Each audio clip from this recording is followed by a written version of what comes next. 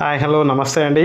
ఈరోజు వీడియోలో మనం మిగిలి ఉన్న 40 డేస్లో మన ఆర్ఆర్బి గ్రూప్ డీకి ఎలా ప్రిపేర్ కావాలి, ఏ టాపిక్స్ ప్రిపేర్ అవుతే మనం జాబ్ కొట్టడానికి ఈజీగా ఉంటుందనే దాని గురించి ఈరోజు వీడియో చేయడానికి మేము ముందుకు వచ్చానండి. సో మనకి ముందుగా దీంట్లో ఉన్న సిలబస్ ఏంటని ఒకసారి అబ్జర్వ్ చేస్తే రీజనింగ్ అండ్ మ్యాథమెటిక్స్, దాన్ని ఆర్థమెటిక్ అంటాం. దాంతోపాటుగా general science and also general awareness, దాంట్లోనే కరెంట్ అఫైర్స్ కూడా ఉంటాయండి. సో మనకి రీజనింగ్ నుంచి 30 మార్క్స్ వస్తున్నాయి, మ్యాథమెటిక్స్ నుంచి 25 అండ్ జనరల్ సైన్స్ నుంచి 25 and current affairs and general awareness నుంచి 20 మార్క్స్ వస్తుంది. టోటల్గా 100 మార్క్స్ పేపర్ ఉంటుంది. సో 100 మార్క్స్లో మనం 70+ ఎలా స్కోర్ చేయాలనే దాని గురించి ఈరోజు మనం ఈ 40 డేస్ ప్లాన్లో చేసుకోవాలండి. అంటే ఒక్కొక్కరికి ఒక్కొక్క స్టామినాని బట్టి, వారి యొక్క స్ట్రాటజీని బట్టి ఒక్కొక్కరికి ఇండివిజువల్ టైం టేబుల్ వేసుకోవాలండి. మొదటగా అంటే కొందరు ఒక సబ్జెక్ట్లో స్ట్రాంగ్ ఉంటారు, ఇంకో సబ్జెక్ట్లో వీక్ ఉంటారు. అంటే మ్యాథ్స్లో కొంతమంది పర్ఫెక్ట్ ఉంటారు, జనరల్ సైన్స్లో వీక్ ఉంటారు.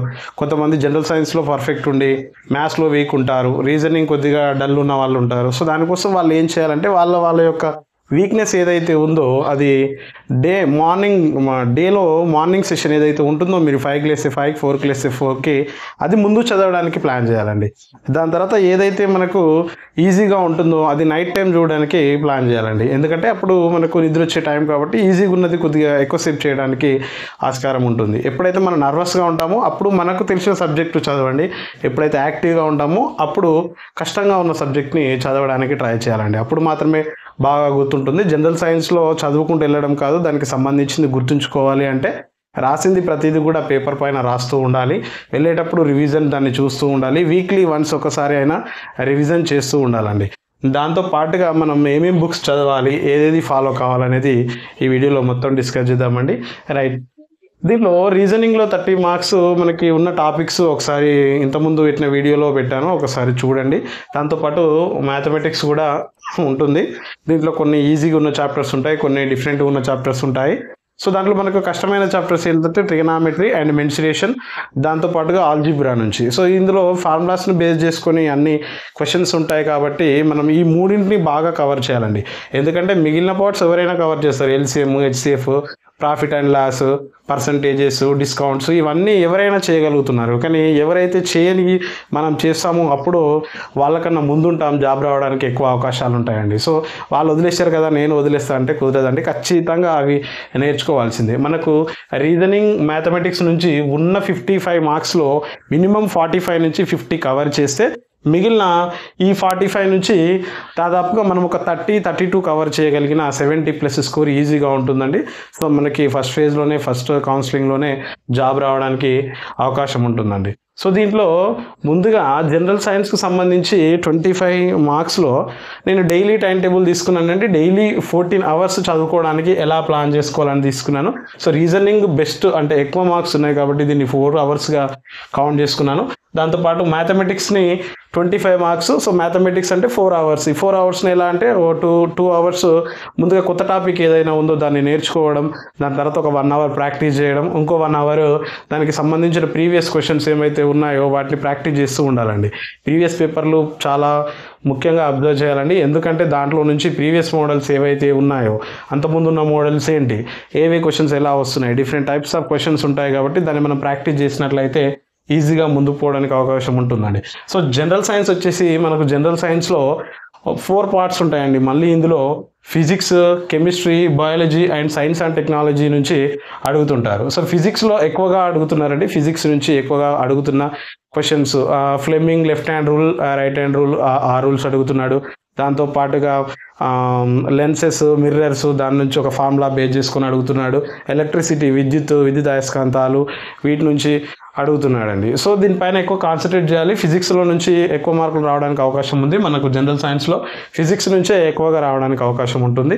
దాంతోపాటు బయాలజీ కూడా ఎక్కువ మార్క్స్ రావడానికి అవకాశం ఉంటుంది. సో బయాలజీలో మనం నేర్చుకోవాల్సిన ఏంటి అంటే కణజాలాలు, మొక్కల యొక్క పెరుగుదల, రక్త ప్రసరణ వ్యవస్థ, శ్వాస వ్యవస్థ, జీర్ణ వ్యవస్థ, నెక్స్ట్ వీటికి సంబంధించిన కొన్ని అంశాలు ఏవైతే ఉన్నాయో, విటమిన్స్, వ్యాధులు, వ్యాధులని వ్యాక్సిన్లు ఇవి, నెక్స్ట్ దాంతోపాటు హార్మోన్స్, బాడీలో ఉండే హార్మోన్స్ ఇవి, అలాంటివన్నీ కూడా బయాలజీకి సంబంధించి చదవాల్సి ఉంటుంది. సో గ్రూప్ డి కాబట్టి బేసిక్ క్వశ్చన్స్ టచ్ చేయడానికి అవకాశం ఉంటుంది.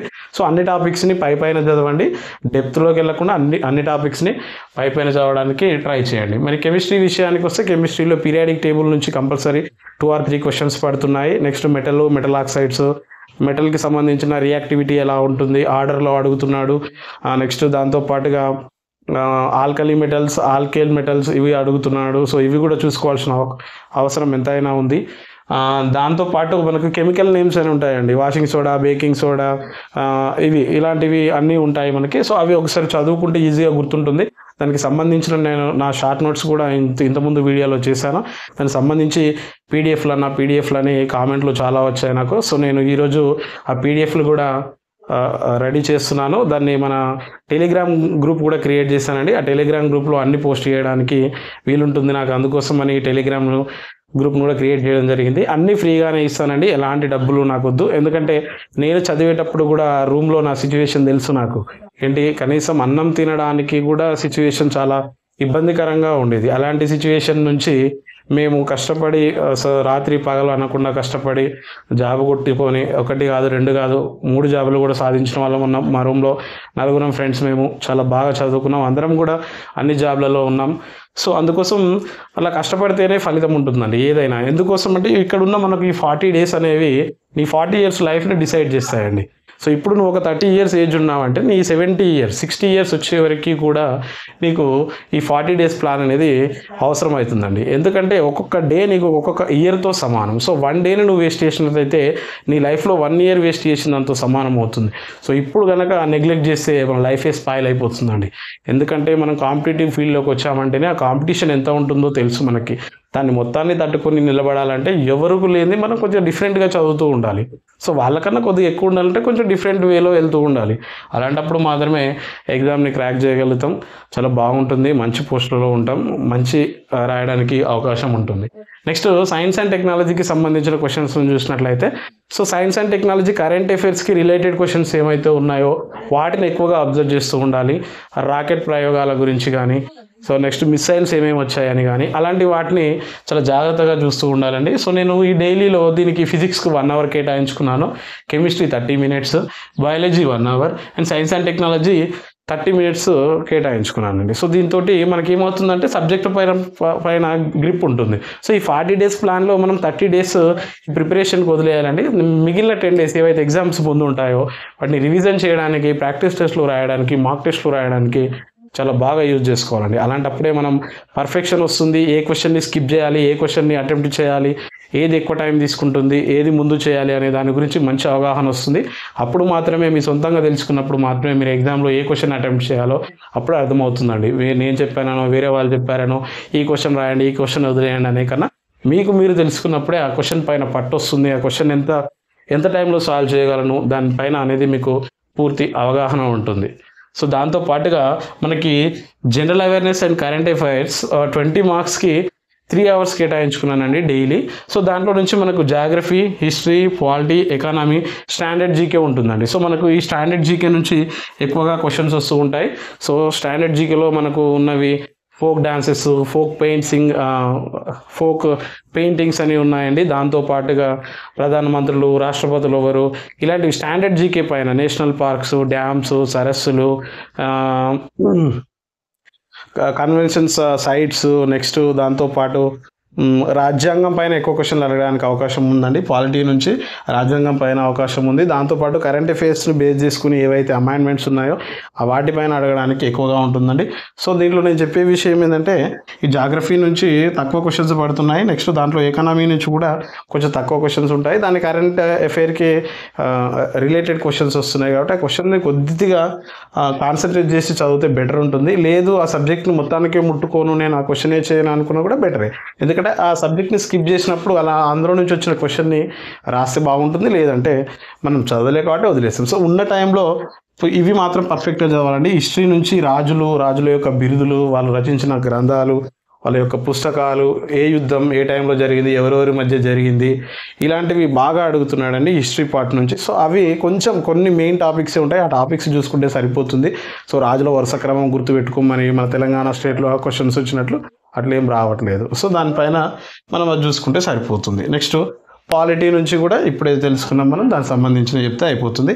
ఎకానమీ పైన కూడా చిన్న సింపుల్ కరెంట్ అఫైర్స్ సంబంధించిన క్వశ్చన్స్ చదివితే బాగుంటుందండి. సో ఇవన్నీ కూడా మనకి ఎన్సీఆర్టీ బుక్స్ చదివితే ఇంకా బాగుంటుంది. జనరల్ సైన్స్కి సంబంధించింది ఎన్సీఆర్టీ బుక్స్ దొరకట్లేదన్న, ఇంగ్లీష్ మీడియంలో ఉన్నాయి అనుకుంటే మన ఎస్సీఆర్టీ బుక్స్ అయినా తెలంగాణ స్టేట్ బుక్స్ అయినా సరిపోతుంది. దీంట్లో 8th, 9th, 10th క్లాసెస్ని బాగా కవర్ చేయండి.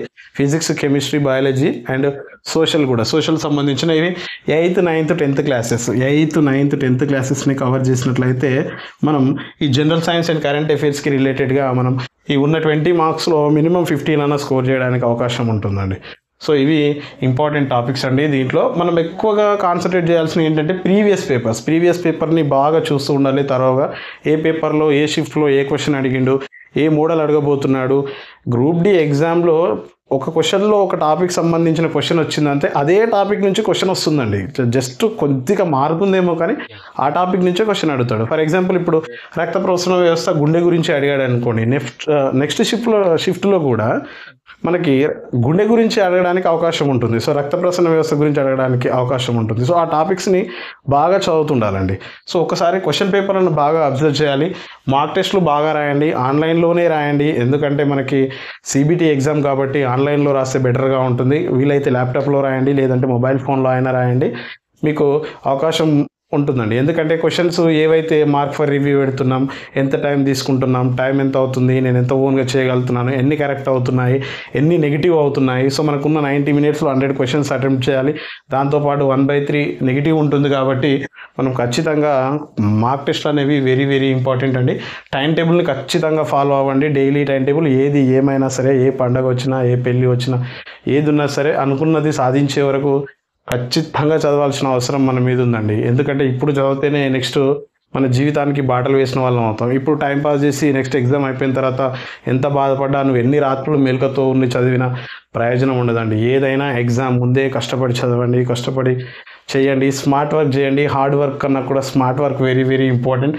ఏ టాపిక్స్ చదివితే ఏ క్వశ్చన్స్ వస్తున్నాయి అనే దాన్నే చదవండి. అంతేగాని బుక్ అంతా చదివి నాకు ఈ బుక్లో నుంచి క్వశ్చన్ రాలేదు అనేది చాలా తప్పు విషయం అండి. ఎందుకంటే ఎగ్జామ్ ప్యాటర్న్ అబ్జర్వ్ చేసి ఏ టాపిక్స్ నుంచి వస్తున్నాయో అదే తీసుకోవాలి. అంటే మనకి ఏదైతే అవుతుందో ఆ ట్యాబ్లెటే వేసుకోవాలి. అంటే కడుపున వచ్చినప్పుడు మనకి ఆ ట్యాబ్లెట్ వేసుకుంటేనే తగ్గుతుంది. సో అలాంటప్పుడు మరి మనం ఏ టాపిక్ నుంచి అయితే వస్తున్నాయో ఆ టాపిక్నే తీసుకొని చదవడానికి ఉంటుందండి. సో నెక్స్ట్ మీరు షార్ట్ నోట్స్ కూడా మీరు ప్రిపేర్ చేసుకోవాలండి. ఎందుకంటే రివిజన్కి చాలా ఈజీగా ఉంటుందండి షార్ట్ నోట్స్. జస్ట్ మీరు మెయిన్ పాయింట్స్ ఏవైతే ఉంటాయో అవి షార్ట్స్ నోట్స్లో రాయడానికి ట్రై చేస్తూ ఉండండి. సో షార్ట్ నోట్స్ కూడా నాది కూడా ఉంది, నేను కూడా ప్రొవైడ్ చేస్తాను. ఒకసారి చూసుకోండి, ఈ టైం టేబుల్ ఫాలో అవ్వండి. All the best for group D aspirants. Thank you very much. Video నచ్చితే లైక్ చేయండి, మీ మిత్రులకు షేర్ చేయండి, సబ్స్క్రైబ్ చేసుకోండి. Thank you very much. దాంతోపాటుగా మీకు ఏ క్వశ్చన్స్ అయితే, ఏ టాపిక్స్ అయితే కావాలో, మ్యాథ్స్ సంబంధించి అయినా, ఫిజిక్స్ సంబంధించి అయినా, వేరే ఏమైనా కావాల్సి వచ్చినప్పుడు కింద కామెంట్లో తెలియజేయండి. ఆ వీడియోలు చేయడానికి ట్రై చేస్తాను. Thank you very much.